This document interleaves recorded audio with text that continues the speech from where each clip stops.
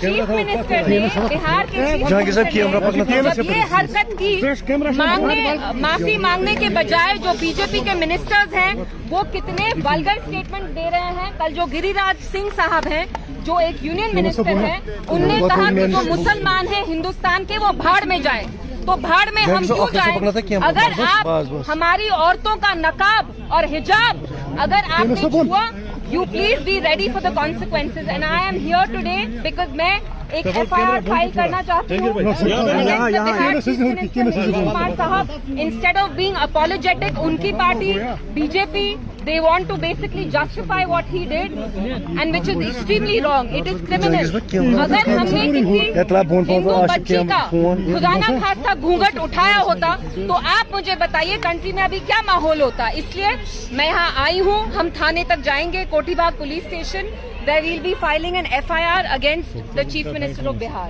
20 तक है, लेकिन हमें अपना काम करना है। And what is most troubling is जो जम्मू कश्मीर के चीफ मिनिस्टर हैं ओमर अब्दुल्ला साहब, हिंदुस्तान में इस वक्त एक ही मुसलमान चीफ मिनिस्टर है of the only Muslim majority state.